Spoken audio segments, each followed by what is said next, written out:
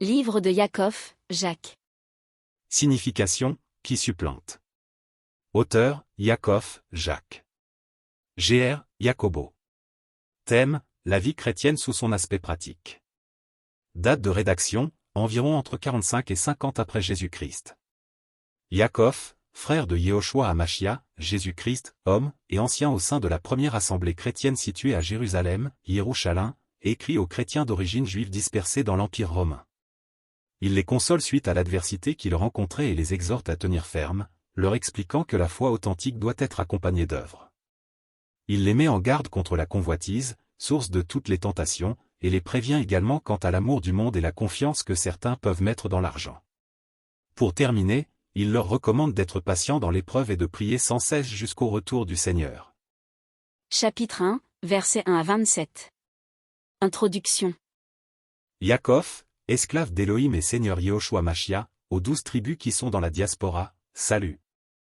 La preuve de la foi, une source de joie. Mes frères, estimez comme une entière joie quand vous rencontrez diverses tentations. Sachant que la preuve de votre foi produit la persévérance. Mais il faut que la persévérance accomplisse parfaitement son œuvre, afin que vous soyez parfaits et accomplis, en sorte qu'il ne vous manque rien. Mais si quelqu'un d'entre vous manque de sagesse, qu'il la demande à Elohim qui la donne à tous simplement et sans reproche, et elle lui sera donnée. Mais qu'il la demande avec foi, ne doutant nullement, car celui qui doute est semblable au flot de la mer, agité et poussé çà et là par le vent. Que cet humain, en effet, ne s'attende pas à recevoir quelque chose du Seigneur. L'homme double de cœur est inconstant dans toutes ses voies. Mais que le frère de basse condition se glorifie dans son élévation. Et le riche dans sa bassesse, parce qu'il passera comme la fleur de l'herbe. Car le soleil s'est levé avec sa chaleur brûlante et il a desséché l'herbe, et sa fleur est tombée, et la beauté de son aspect a été détruite. Ainsi le riche se flétrira dans ses entreprises. Elohim ne tente personne. Béni est l'homme qui endure la tentation. Parce que, ayant été approuvé, il recevra la couronne de vie, que le Seigneur a promise à ceux qui l'aiment.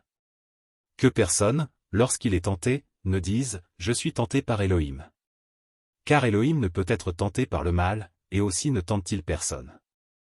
Mais chacun est tenté quand il est attiré et attrapé avec un appât par sa propre convoitise. Après que la convoitise a conçu, elle enfante le péché, et le péché étant accompli, engendre la mort. Mes frères bien-aimés, ne vous égarez pas. Tout ce qui nous est donné d'excellent et tout don parfait viennent d'en haut et descendent du Père des Lumières, en qui il n'y a ni changement ni ombre de variation. Parce qu'il l'a voulu, il nous a engendrés par la parole de vérité afin que nous soyons en quelque sorte l'offrande du premier fruit de ses créatures. Ainsi, mes frères bien-aimés, que tout être humain soit prompt à écouter, lent à parler et lent à la colère. Car la colère de l'homme n'accomplit pas la justice d'Élohim. Mettre en pratique la parole. C'est pourquoi, mettant de côté toute souillure et tout résidu de méchanceté, recevez avec douceur la parole qui a été plantée en vous et qui peut sauver vos âmes. Et mettez en pratique la parole, et ne l'écoutez pas seulement, en vous trompant vous-même par de faux raisonnements. Parce que si quelqu'un est auditeur et non observateur de la parole, il est semblable à un homme qui observe le visage de sa jeunesse dans un miroir. Car il s'est observé lui-même et s'en est allé et, immédiatement, il a oublié comment il était. Mais celui qui aura regardé avec la tête penchée en avant dans la Torah parfaite de la liberté, et qui aura persévéré, n'étant pas un auditeur oublieux, mais un faiseur d'œuvres, celui-là sera béni dans son activité. La religion pure et sans souillure. Si quelqu'un parmi vous pense être dans l'adoration d'Élohim sans brider sa langue, mais séduit son cœur, sa religion est vaine. La religion pure et sans souillure devant notre Élohim et Père, c'est de visiter les orphelins et les veuves dans leur tribulation, et de se conserver sans tache loin du monde. Chapitre 2, versets 1 à 26. La Torah royale, aimer son prochain comme soi-même. Mes frères, n'ayez pas d'égard à l'apparence des personnes dans la foi en notre glorieux Seigneur Yehoshua Machia.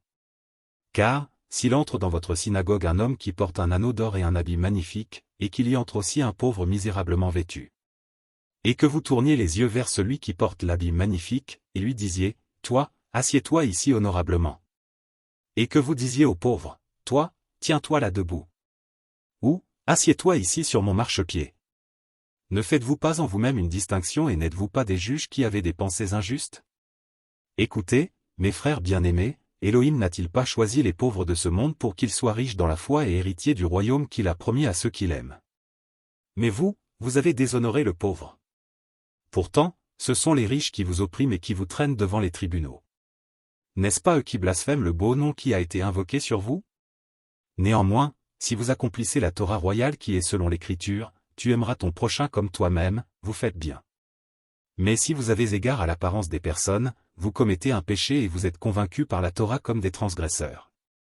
Car quiconque gardera toute la Torah et trébuchera sur un seul point devient coupable de tout. Car celui qui a dit, tu ne commettras pas d'adultère, a dit aussi, tu n'assassineras pas. Or si donc tu ne commets pas d'adultère, mais que tu assassines, tu deviens transgresseur de la Torah. Parlez et agissez comme devant être jugés au moyen de la Torah de la liberté. Car il y aura un jugement sans miséricorde pour celui qui n'aura pas usé de miséricorde. Mais la miséricorde triomphe du jugement. Les œuvres de la foi. Mes frères, que servira-t-il à quelqu'un de dire qu'il a la foi, s'il n'a pas les œuvres? Cette foi peut-elle le sauver? Et si un frère ou une sœur sont nus et manquent de la nourriture de chaque jour? Et que l'un d'entre vous leur dise, allez en paix, chauffez-vous et rassasiez-vous. Et que vous ne leur donniez pas les choses nécessaires pour le corps, que leur servira cela? De même aussi la foi, si elle n'a pas les œuvres, elle est morte en elle-même. Mais quelqu'un dira, tu as la foi, et moi, j'ai les œuvres. Montre-moi donc ta foi sans les œuvres, et moi, je te montrerai ma foi par mes œuvres. Tu crois qu'Élohim est un? Tu fais bien. Les démons le croient aussi et ils tremblent. Mais veux-tu savoir, ô homme vain, que la foi sans les œuvres est morte? Abraham, notre père, ne fut-il pas justifié sur la base des œuvres, quand il offrit son fils Isaac sur l'autel?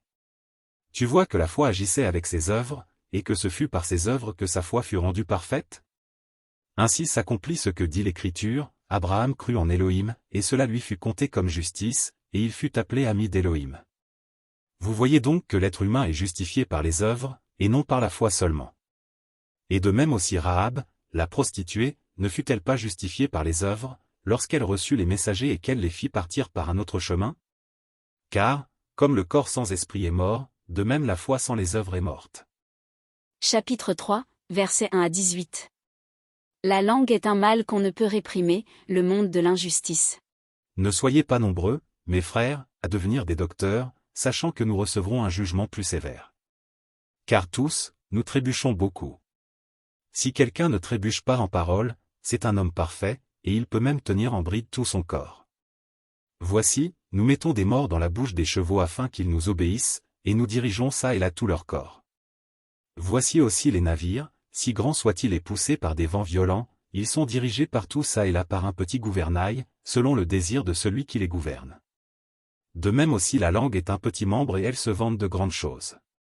Voyez quel petit feu embrase une grande forêt.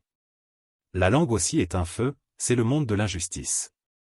Ainsi, la langue est placée parmi nos membres, souillant tout le corps et enflammant la roue de la vie, étant elle-même enflammée par la géhenne. Car toutes les espèces d'animaux sauvages et d'oiseaux, de reptiles et d'animaux marins, se domptent et ont été domptés par la nature humaine. Mais aucun humain ne peut dompter la langue. C'est un mal qui ne peut être contenu, elle est pleine d'un venin mortel. Par elle nous bénissons l'Élohim et Père, et par elle nous maudissons les humains faits à la ressemblance d'Élohim. De la même bouche sortent la bénédiction et la malédiction. Il ne faut pas qu'il en soit ainsi, mes frères. Une fontaine fait-elle jaillir par la même ouverture le doux et l'amer? Mes frères, un figuier peut-il produire des olives, ou une vigne des figues? De même, aucune fontaine ne peut produire de l'eau salée et de l'eau douce. La sagesse humaine et la sagesse d'en haut. Qui est sage et intelligent parmi vous?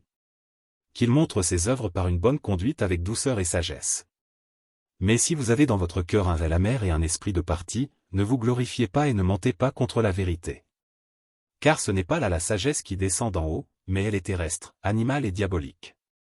Car là où il y a de la jalousie et un esprit de parti, il y a du désordre et toutes sortes de mauvaises choses. Mais la sagesse d'en haut est premièrement pure en effet, ensuite pacifique, douce, conciliante, pleine de miséricorde et de bons fruits, sans partialité et sans hypocrisie. Mais le fruit de la justice se sème dans la paix pour ceux qui pratiquent la paix. Chapitre 4, versets 1 à 17.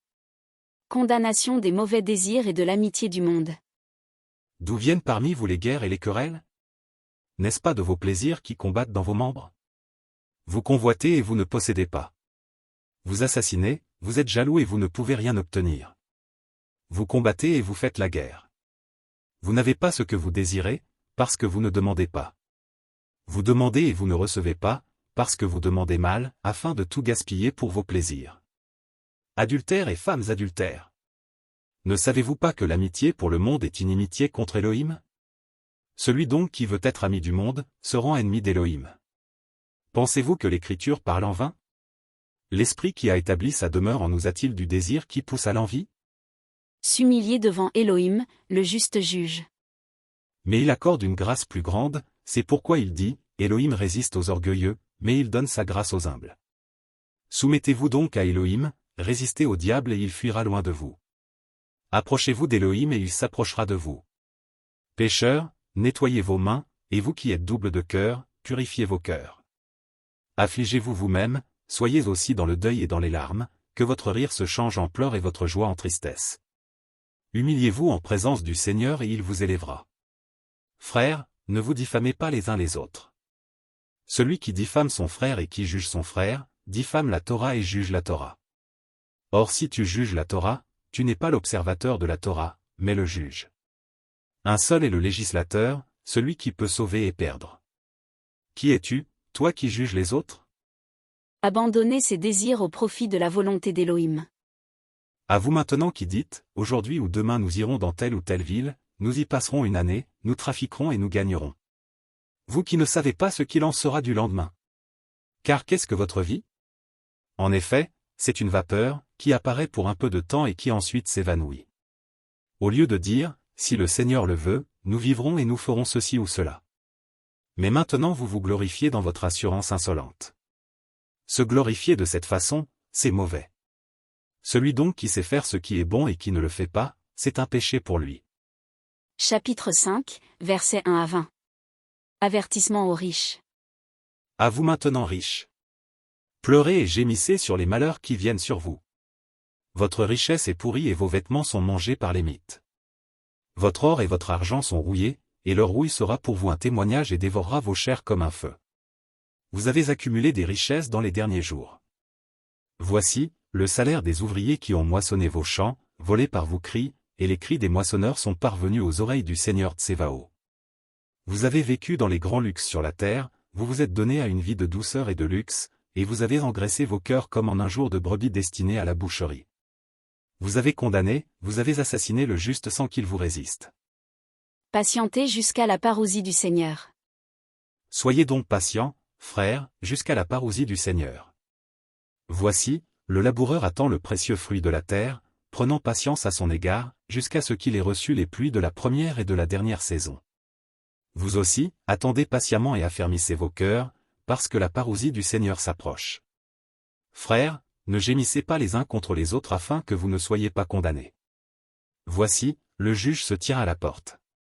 Mes frères, prenez pour exemple de patience dans l'affliction les prophètes qui parlèrent au nom du Seigneur. Voici, nous tenons pour bénis ceux qui persévèrent. Vous avez appris quelle a été la persévérance de Iov, et vous avez vu la fin du Seigneur, car le Seigneur est plein de compassion et de miséricorde. Mais avant toute chose, mes frères, ne jurez ni par le ciel, ni par la terre, ni par aucun autre serment. Mais que votre oui soit oui, et que votre non soit non, afin que vous ne tombiez pas sous le jugement. Persévérez dans la prière, confessez ses péchés.